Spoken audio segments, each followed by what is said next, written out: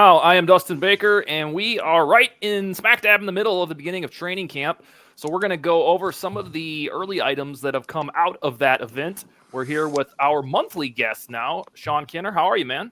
Man, I'm great. Always good to be here with you guys talking Vikings football. And we actually got some training camp, stuff to talk about. So we actually got some on-field, situations that we can kind of go over. Oh, absolutely. Brev, how are you, man?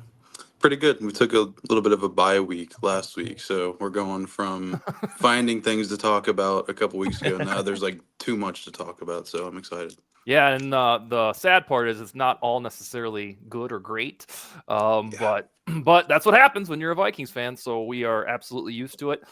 But that's the segue, and I'm going to jump right into this. I got about 5 talkers for the group. I'm going to start with Sean right in the middle here. So other than Christian Darrisaw's ahead of schedule extension, which I think surprised every single person, I don't think there was a human that predicted, oh, this deal's going to get done before you know it. I don't think I knew anybody that said that. And then nobody could predict Mekhi Blackman's damn injury. So with those two, rim rattlers in the Vikings orbit, what surprised you the most about the first few days of Vikings training camp? Yeah, I mean, like you said, the Darisaw extension was obviously a surprise. I had you on my show last week, and we were talking literally about Darisaw. Oh, we're gonna go through kind of the same situation we went through with Justin Jefferson, but it's gonna be next off season. We're in no rush to get the Darisaw thing done, and I think we ended up getting it done the very next day. It's kind of funny, Yeah, but I know. outside of that, I would have to say, and this is kind of me personally because I was just on this show a couple weeks ago, and not necessarily down talking this guy, but how good Jalen Naylor has looked. I gotta give credit where credit is due. Now, my knock on the guy was him being able to Never stay performance. healthy. Now that's still a question, Yep, but you never had a performance beef with him. exactly. He's looked really, really good this training camp, and again, when I'm wrong, I'll correct myself. If he continues to have a training camp like this, he has a legitimate shot to be the wide receiver 3. Just got to stay healthy, man. So that would probably be my big surprise on the first week or half a week of training camp here. And then I would also say how many reps JJ McCarthy has got with the second team. And I know, we heard leading into training camp that he's quarterback 3 behind Nick Mullins. Yes, he'll get some reps with the second team, but, still Mullins is going to be mixed in there. It seems like JJ McCarthy has gotten all the reps with the second team, and majority of it has been pretty good. There's been, a few, I think an interception or two that we've been able to see on Twitter, but other than that, he's looked really good with the 2s going up against the number 1 defense. So those would be my 2 surprises to begin training camp.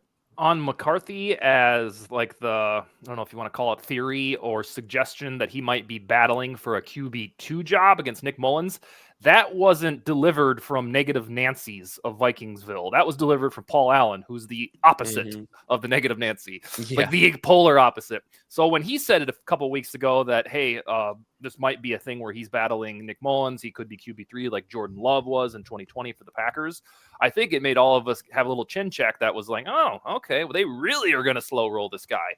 Unless this is just, initial training camp momentum for the entire gang. He sure as shit doesn't look like a guy who's just going to be QB3 and forgotten or needs a redshirt year. He doesn't look like it, at least for the little clips, or like my cousin who was there today at training camp was like, God, this guy looks great.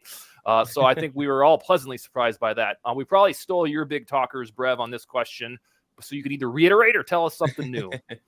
I've said time and time again when we've had Sean on the show that me and him think it seems like the same exact things, and that Great minds think alike, my friend. Yeah. So I was like racking my brain earlier about what I was gonna say when you sent us the question, because like there hasn't been, outside of those 2 things since camp started, there hasn't been like huge surprises, I guess.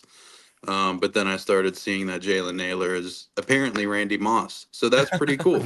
And I also thought too, because I remember watching the show, I think Tyler was on that show, where Sean and Tyler were going back about Jalen Naylor. I was like, and again, I share what Sean would say about, yeah, you're good. Play for once. So let's see it. So I thought about that earlier today too, like, oh, we might have to eat a little crow on that. But again, we still have to see it past July. And then I also had the McCarthy snap count thing written down too. So exactly what Sean said. Yeah. You know, what's kind of funny is last year at this time, I usually have like a rubric or skeleton of thematic articles I've written in years past, like early standout players or storylines that have been adjusted. And last year, early standout was Jalen Naylor, like right at the top of the damn list. So we've seen this before. This is exactly what Sean was talking about 4 weeks ago. We need sustainability. And the other thing for any Vikings fans, guys or gals that are just coming back to the training camp fold, the other thing that I would consider quasi-surprising is Dalton Reisner getting snaps at right guard. We thought maybe when he showed up last year, they're going to put him in for Ed Ingram. And that didn't even feel like a possibility because when Ezra Cleveland got hurt, boom, Reisner took over at left guard. So that's another thing, if this ends up coming to fruition, that I got wrong this offseason. I didn't see Reisner, a lifelong left guard, either accepting the switch or coming back to the Vikings to possibly play right guard. And it seems like, at least for a day or two, he was battling at Ingram. We'll see if that switches. And Blake Brandel, of course, in the saddle at left guard. All right, my next one, Sean. I think all of us on the show have done some semblance of a 53-man roster projection, or at least have thought about it. I want to know from the first, Monday camp started with the press conference, and then we've got about 3 or 4 days of live activities. If you were going to sit down right now after this show and say, you know what, damn it, I'm writing my 53-man roster projection, did anything change in the last few days? I mean, I hate to keep harping on the Jalen Naylor thing. Mm-hmm. And again, it's not performance based, it's injury based. If Jalen Naylor stays healthy, then Tristan Jackson's probably not making this 53-man roster. And I said before, Tristan Jackson was going to make the 53-man roster. That's with me thinking that Jalen Naylor wasn't going to look this good on top of him being so injury prone. So that would be one position that I would change as far as the 53-man roster. That might be my only change. I haven't had any. There hasn't been. I mean, we just talked about surprises. There hasn't been any drastic surprises out of training camp just yet. Because, I mean, like you mentioned, what was at the top of your list last year, who was Mr. Mankato or Mr. Egan now, I guess you can call him. It was Jalen Naylor last year until he got injured. So, I mean, we haven't had anybody that stood out like that to where we can name them Mr. Mankato or Mr. Egan. That's necessarily a surprise. So that may be my only difference between last week and this week. Jalen Naylor making the 53-man roster. When I'm wrong, I'm wrong. I'm not gonna sit here and fight it. The guys looked great, especially today. I think he hauled in 3 touchdown catches today, 1 or 2 of those from JJ McCarthy. I mean, the guy's looking really good. Let's just hope he stays healthy. Yep, and that's the path he has to take. That's what that even derailed him in college was injuries. Yeah. This is a lifelong struggle for him. Brev, what about you? You're sitting down Monday or Sunday morning making 53-man roster projection. What would have changed within a week or two? I think the corner position kind of has to change. And I hate bringing it up in a football sense, but the things that have happened in training camp kind of compound on top of the loss of Kyrie Jackson. And again, I hate bringing that up, but from a football sense, you lost 2 corners, and then Shaq Griffin, luckily not serious, but with Blackman going down, I know they brought back Duke Shelley and they brought in Jacoby Francis. Cool. Where I was never fully on the Stephon Gilmore train, or I mean, Xavier Howard would have been like, those are names that sound cool that I'm not so sure would be great in this type of defense. Maybe a couple of years ago they would, but I was saying it to Jason yesterday on Social that the Brian Flores type defense, you don't need corners that are going to stay on in coverage for 4 seconds. You just need corners that are going to stay in position for 2.5 seconds till pressure gets home. So I think a Stephon Gilmore and a Dory Jackson and Xavier Howard would be suitable enough to at least stay in front of somebody for a second. When you're approaching the territory that like a Caleb Evans is in serious consideration to be your cornerback too, that's where I'm like, whoa, let's do something here. And again, luckily Shaq Griffin not seriously injured. I think they said they're going to take it week by week or whatever, and you don't have to rush anything with us. It's still late July. Yeah, the cornerback room, there's got to be some sort of addition. Maybe that's a spot where Dwight McGlothern pops up and tries to make some noise. So that would be my position. More than what we've done, at least so far. We Mm, brought in the guy from Houston. That's just a camp body. Yeah. There's no chance of him making the 53-man roster. We may see a bit of him in preseason, but we need some more than just what we added so far. yeah, and I know there was reports about Cam Bynum going to do at least talk to or work with the cornerbacks or whatever. That's another thing we touched on yesterday. I don't know if Cam Bynum would switch to corner full time. Of course, he played corner in college, but I think that'd be something where like maybe you put Bynum in the slot at a higher rate than what you did before if they wanted to not bring somebody in.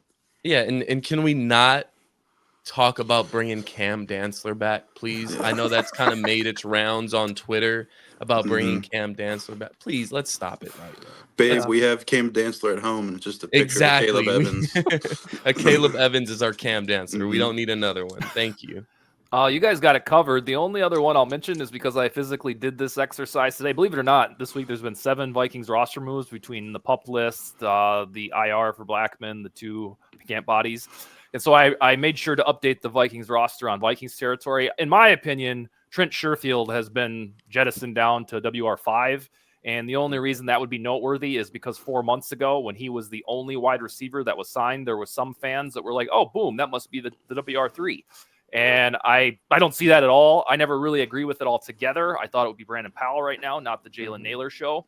So I think if you want to get way down in the minutia of the depth chart, that Brandon Sherfield might even be a cut candidate if Tristan Jackson can score the upset.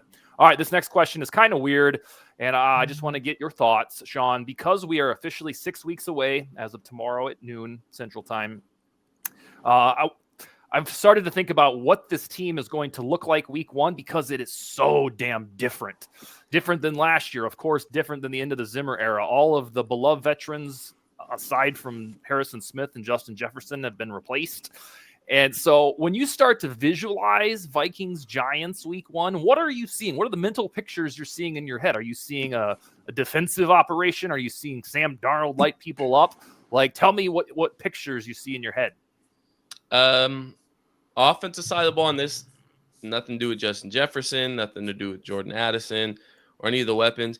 I'm not confident in what I've seen from Sam Darnold. I know, they kind of been pushing the narrative on Vikings Twitter and with Sam Darnold dropping bombs to Justin Jefferson and Jordan Addison. Well, that's not necessarily the KOC offense. He wants you to work the middle of the field. He loves those intermediate routes. And that's not Sam Darnold's strong suit. And that's where he struggled so far in camp from what I've seen. So that's where I'd feel the least confident, where I'm not going to say scared. I'm concerned. I'm concerned what I'm seeing from the quarterback position when it comes to Sam Darnold being our starter week 1. And that's not me saying that JJ McCarthy needs to start week 1 by any means. But when you go out and you sign a gap quarterback in Sam Darnold, and I know a lot of people were on the fence of, not even on the fence, but on the opposite side of, hey, Kirk Cousins is a good quarterback. He's consistent. You're going to miss some of those things when Kirk Cousins is gone. Even when JJ McCarthy's in there, there's going to be times where you're going to say, damn, well, Kirk would have made that throw. It's going to be normal. JJ McCarthy's going to go through his rough patches. That's normal. But with Sam Darnold, you're a veteran now. And you've kind of worked up a reputation of being soft or being turnover prone or whatever it may be. So I'm concerned when it comes to that. One thing I'm excited to see, and I think Vikings fans are going to be excited to see, we haven't seen this in quite a few years now. I think the defense is going to be really good this year. Now, obviously, we got to work out this whole cornerback situation, and hopefully we go out there and sign somebody with some substance that's actually going to get some playing time and play well. But I think Brian Flores is going to have this defense hitting on all cylinders. I'm actually really excited to see, especially with Dallas Turner, Grenard, Harrison Phillips, Ivan Pace. What is his second year going to be like? Harrison Smith, Cam Bynum, Josh Metellus.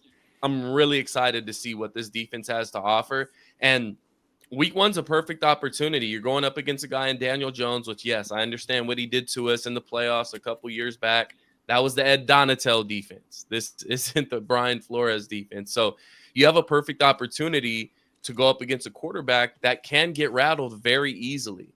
So I'm looking forward.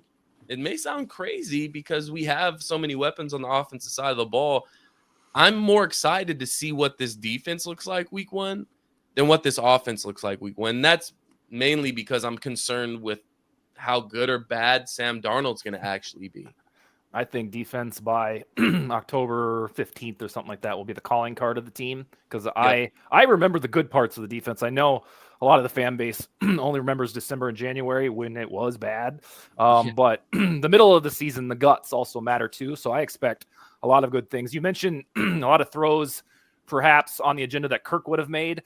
The only good thing about that is we had 2.5 months last year without Kirk. So we already have it in our bones to know what it's like to go through 3 different dudes with diminished talent and guys who can't make throws. So at least we had a little buffer that says, like, all right, when we watched Jaron Hall, we watched Nick Mullins, and we watched Joshua Dobbs, I think there would have been a little bit more heartbreak if Cousins had left off of a 12-5 season where we lost an NFC championship or something.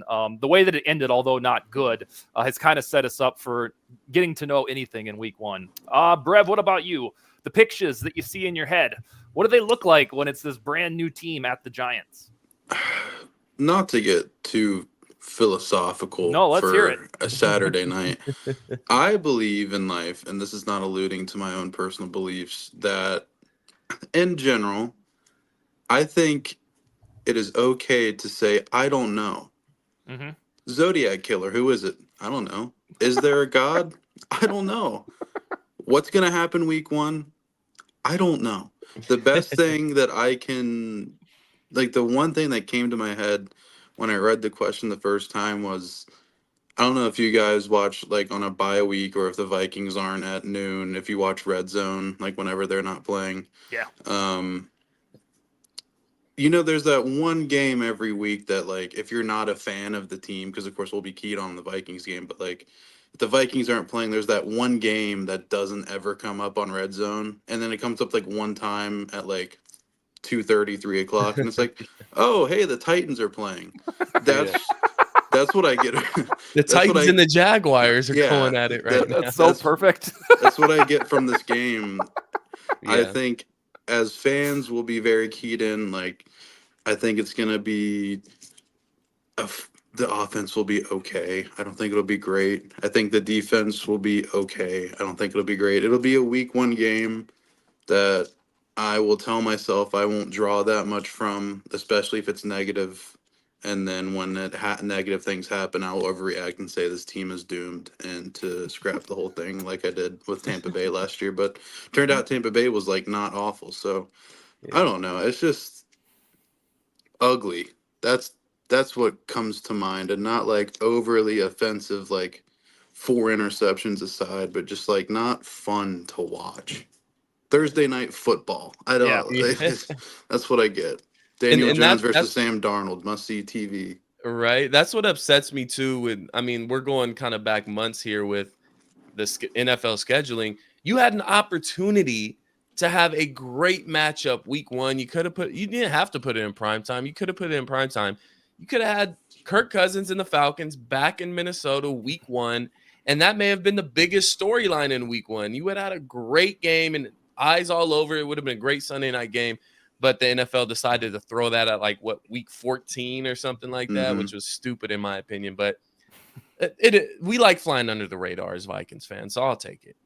Brev, that was such a wonderful example about Red Zone. That's why we have you here on the network. It's kind of like if you were watching it in the middle of November, Red Zone, and the Vikings play at 3 or something, and then you're like, oh, Commanders are playing the Panthers? I forgot all about that. That's exactly how I feel. And it's okay for the I don't know. I expect a team that were pleasantly surprised by the defense. On those I don't know things, my kids are 13 and 7. They're right in that age where they ask me about aliens and ghosts. And I truly have no opinion about those. So I always say, I don't know. What I do tell them is I'm 40 years old and nobody I trust has ever said to me I had an experience with an alien or ghost. So I tend to lean towards probably not.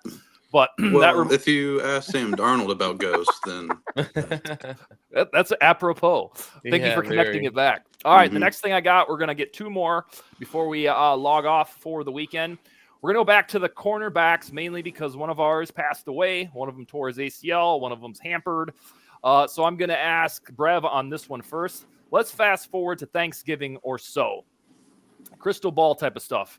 Name me the Vikings corners, the three starting cornerbacks, two on the outside and one in the slot. Brev, what are the names of those players in week? What would that be? 11 or 12?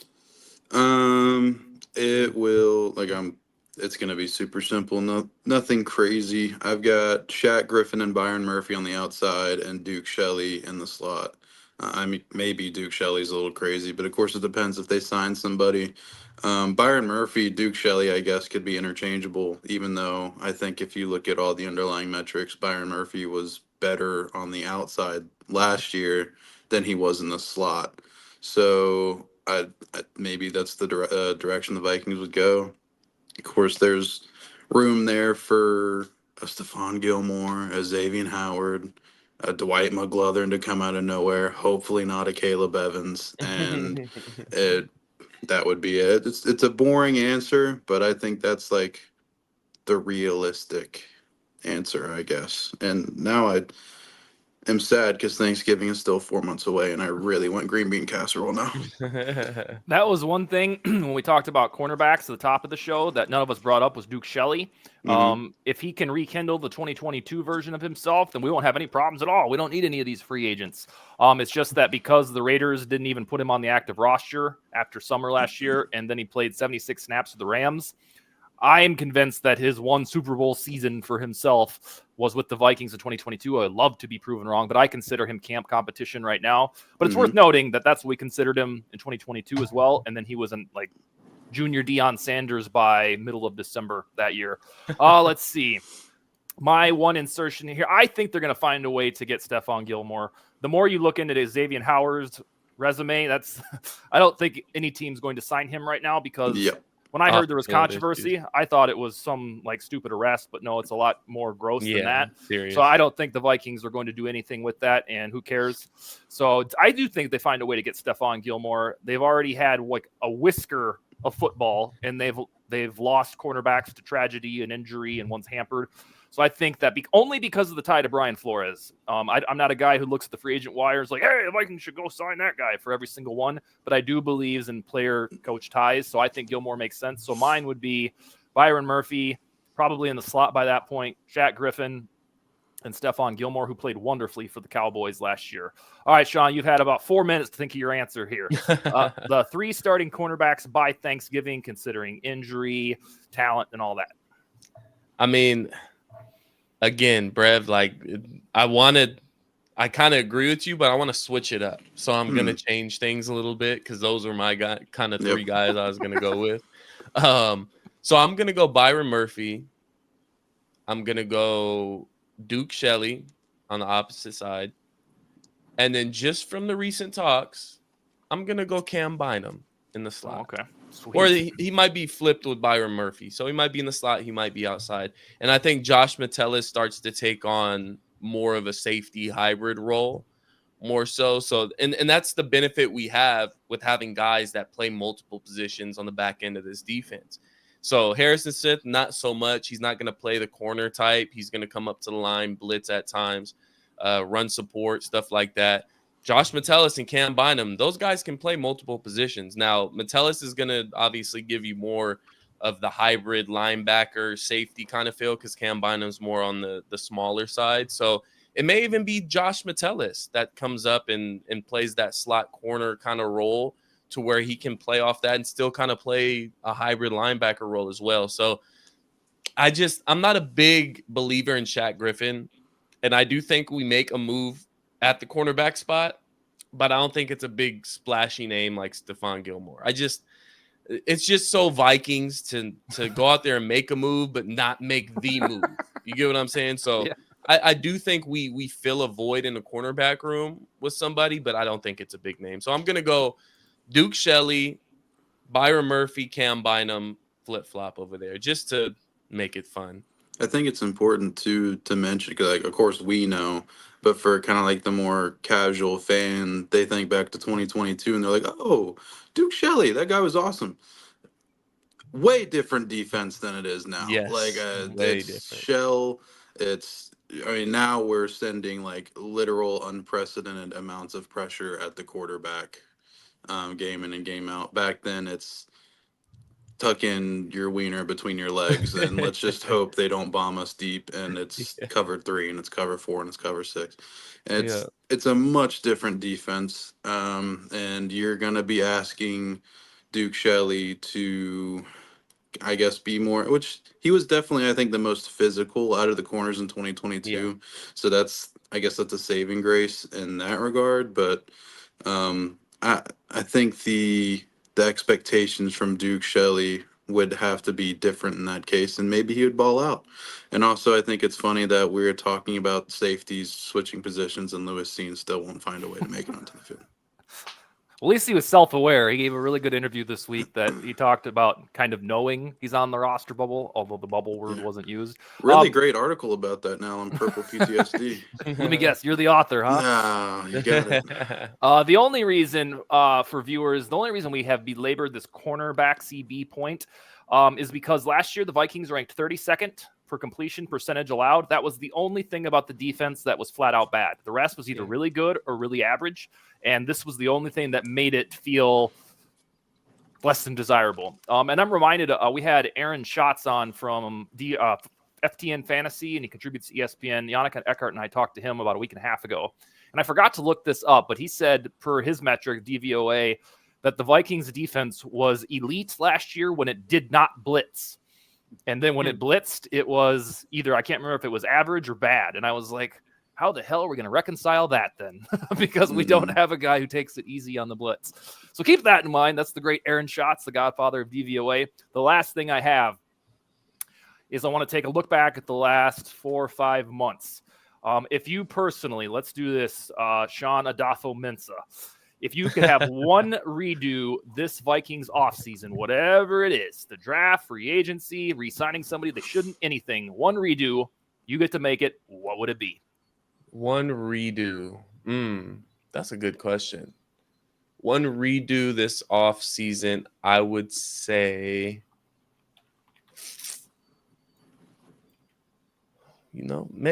I mean, this is the closest to a perfect off season that we can kind of ask for. I mean, if you want to look at any negatives that we didn't do, if you're a Kirk Cousins fan, maybe you wanted Kirk Cousins back, or, I mean, I honestly, I can't point out a move that I would necessarily change. I've liked all the moves that Kwesi has made this offseason. And compared to off seasons prior, to where he goes out and he signs guys like Marcus Davenport, and that was a deal that just pissed me the hell off the moment we made it. Why are we signing Marcus Davenport to a $13 million deal? So there wasn't any of those type of moves. You can kind of compare the Aaron Jones ones, but Aaron Jones was productive. He had a little injury in the middle of the season last year, but that's an upgrade at the position. You're going to run the ball a whole lot better with Aaron Jones. And coming out of the backfield, you're going to be able to dump it off to him and let him work a little bit. So, I mean, I hate to be the boring, guy that doesn't necessarily have an answer to that question, but I don't think there is anything that I would change this offseason. I've liked we extended Justin Jefferson, we extended Christian Darrisaw, we've literally done everything that the fan base has kind of asked for. So nothing. No, I that's have one. Oh yeah, we're gonna get to you, Brevan Adafo-Mensah. I know. Yeah. The offseason. I think the only beef now we have hindsight, that any Vikings fan would really have with the changeover from Rick Spielman to Adafo-Mensah is that it took 3 years for us to get, like, for a lot of the Kirk truthers wanted to be done. They just weren't going to blow it up right away. That's not usually what Vikings football is, and I don't think that's Adafo-Mensah's personal motto either. So I think that's why it took a competitive rebuild instead of get rid of Kirk and draft Kenny Pickett, because that was the alternative. It seriously was. Yeah. Unless you thought Desmond Ridder was going to be good for the Vikings. All right, Brevan Adafo-Mensah, what's your redo of the offseason? I prefer Bainesy Adolfo Brevsa, and Mine is not something that they did do. It's something that they didn't do. So Sean brought up, you extended JJ, you drafted your QB of the future, you extended Christian Darrisaw, not in that order, of course. Why the hell is my defensive interior line not better when we still have $19 million in cap space? You're right. I missed it. And Dustin said time and time again, like, you had 8 at least decent options at interior defensive linemen. I've never seen that many in free agency. Yeah. That's why it felt like a no-brainer they're going to get one that was better than Tillery, because there was like 10 that would have made us go, sweet. And why is one of them not at TCI Performance Center right now?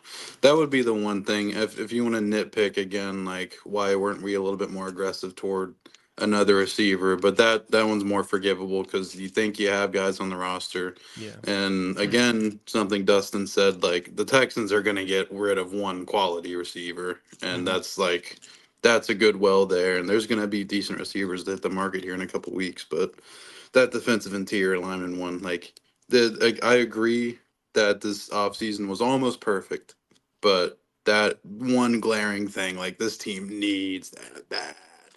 So that's the one thing that I'd be a little upset about, for sure. Well, wasn't there legitimate reports that we took a big swing at Christian Wilkins, and then the Raiders just came in and backed up the Brinks truck for him?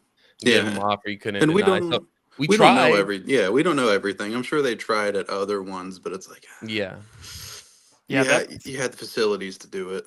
I think Darren Wolfson even said this week that they were right there. Like, the way that he made it sounded, it was Vikings versus Raiders, and then Wilkins picked the Raiders for whatever reason. So I believe that led him to say next offseason this will be a priority. And that's the exact do-over that I would have had. I wish the Eric Armstead deal, I think it was 3 years, $45 million. He's 30 years old. The one that he signed, I wish the Vikings would have been able to get that one. I don't need them to pay for 4 years, $110 million for Wilkins. That was a little rich for me. I think it was more than that, wasn't it? Was it? Oh, okay. He got close to 30 million. Yeah. Oh, he got like 28. But a guy like DJ Reader, he signed what? Two for 22. Yeah, I'm there. I kid you not. It was DJ Reader, Leonard Williams, Grover Stewart, Eric Armstead, Christian Wilkins, Maurice Hurst for the Browns. Oh God, there's like 3 more. Oh man, good amount. I remember writing about them so damn often, and then as each one got chipped off the block, I'm like, the Vikings are down to 4 possible. Oh, Calais Campbell, you could have got him for $7 million or something like that at the end. But yeah, there were 10 of them that would have made us go, yes, they finally understand that defensive tackle matters. They haven't understood that since Kevin Williams left, and that was 2013. So defensive tackle, I fully expect to be a priority next year. The one weird part is what Brev mentioned, Brevi Adafa Mincia, or however he did it, is that the Vikings have this satchel of money, $21 million, and they didn't have to do cap conversions or tell somebody you're taking a big ass pay cut. They have that money right now, and it could be, in Eric Armstead's bank account, at least 15, 16 million of it. But nope, that's the one beef that I have. I'm sure there's a plan for it. I can't be the only person, or this show can't be the only one that realizes that defensive tackle can be important.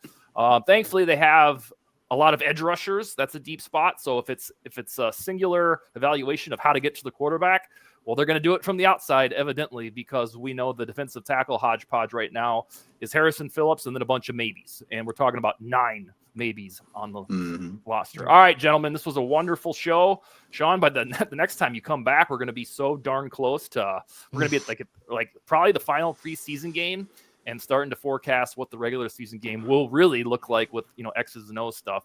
All right, guys. Anything else? It's Banesy Adolfo Brevsa. Banesy Adolfo Brevsa. All right. You guys have a wonderful weekend. You too. Appreciate you. Take it easy.